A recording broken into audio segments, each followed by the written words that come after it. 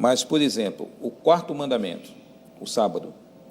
O quarto mandamento, Jesus, em Mateus capítulo 12, ele, falando sobre o sábado, ele diz assim: ou não lestes na lei que aos sábados os sacerdotes no templo violam o sábado e ficam sem culpa, né? Ele menciona disso, digo, aqui está quem é maior do que o templo. Então, olha que coisa curiosa. Quando ele disse que os sacerdotes violavam o sábado e ficavam sem culpa, ele usa até a palavra violar, bebelosin, que significa profanar, tornar algo impuro ritualmente. No verso 9 diz, essa menção do verso 9, que os sacerdotes violavam o templo e ficavam impunes, é uma citação do texto de Números 28, versos 9 e 10, que diz: no dia de sábado oferecerá 2 cordeiros de 1 ano sem defeito e 2/10 de um éfa de flor de farinha amassada com azeite em oferta de manjares e a sua libação. É holocausto de cada sábado, além do holocausto contínuo e sua libação. Ou seja, tinham ofertas no dia de sábado, no sábado ritualístico, que eram ofertas a mais do que o restante dos outros 6 dias semanais. E Jesus pega esse texto, faz um contraponto, mostra que o sábado era violado pelos sacerdotes e eles ficavam sem culpa. Eles profanavam o sábado e ficavam sem culpa. E ele usa um texto, professor Leandro, mencionando, relacionado, né, ao sacrifício, que tanto o senhor da Igreja Adventista, como eu, como batista, nós temos o consenso de chegar e dizer assim: olha, não existe mais sacrifício na antiga aliança, porque o sacrifício foi o único, foi o de Jesus. Mas Jesus coloca a violação do sábado debaixo de um sacrifício cerimonial. Não. Então, como esse mandamento do sábado poderia ser moral, se eu coloco ele debaixo de um ritual? Muito bem, essa foi a resposta do pastor Paulo Sérgio. Seus comentários, pastor Leandro. Pastor, eu achei interessante o seu comentário. E como é que nós entendemos Mateus 12:5, né? Realmente, o pastor bem falou, o sábado era o dia que o sacerdote mais trabalhava, né? Ele oferecia sacrifício em dobro, né? Agora, nós não vemos aqui nesse texto uma descontinuidade do sábado por alguns aspectos. Primeiro, no verso 8, Jesus fala assim, que o Filho do Homem é o Senhor do sábado. Em que contexto ele está fazendo isso? Ele está ensinando-os, né, a forma correta de observar o sábado.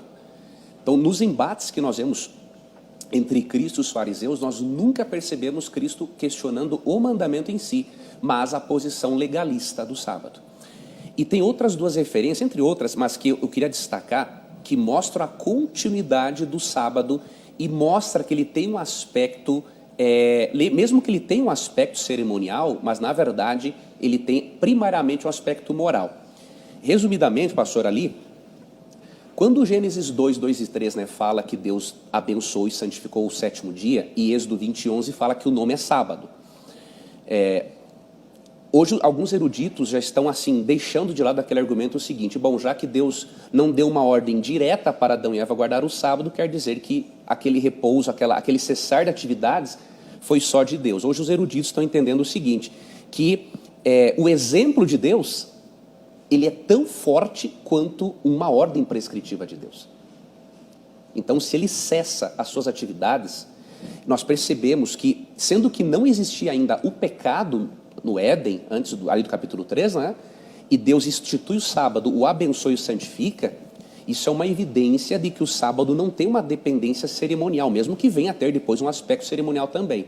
Então ele começa lá no Gênesis. Mateus 24, 20, quando Cristo, pastor, profetiza ali a destruição de Jerusalém no ano 70, depois de Cristo, ele diz assim: orem para que a fuga de vocês não seja no inverno e nem no sábado. Veja, ele não está defendendo o sábado ali, é óbvio no contexto, mas o que ele está nos deixando nas entrelinhas? Que 70 anos depois da cruz, o sábado continuará sendo observado pelos judeus cristãos. E um outro detalhe interessante, Hebreus 4, quando fala do descanso na graça, né, ali não é o sábado o tema de Hebreus 4, é o descanso na graça em Cristo, é o descanso do Messias. Interessante, também 70 anos depois da cruz, o dia da semana que ele usa como exemplo do descanso na graça não é o domingo, é o sábado. Indicando o quê? Que 70 anos após a cruz, o sábado continuou sendo observado. Do contrário, o texto de Hebreus 4 não teria sentido para eles, né? Veja bem, Rafael, de que maneira o sacerdote violava o sábado e ficava sem culpa? Nós temos que entender essa declaração de Cristo no seu contexto em Mateus 12:5. Veja bem, se você ler, por exemplo, Números, ali no capítulo 15, havia pena de morte para quem conscientemente transgredisse os mandamentos de Deus. Por exemplo, em Êxodo 21:17, você percebe que o indivíduo que desrespeitasse o pai e a mãe, pena de morte para ele.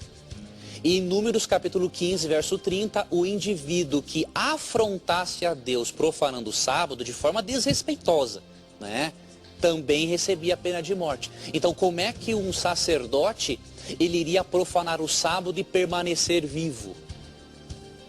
Então, veja bem, a forma como o sacerdote viola o sábado e fica sem culpa não é da forma como o amigo está pensando.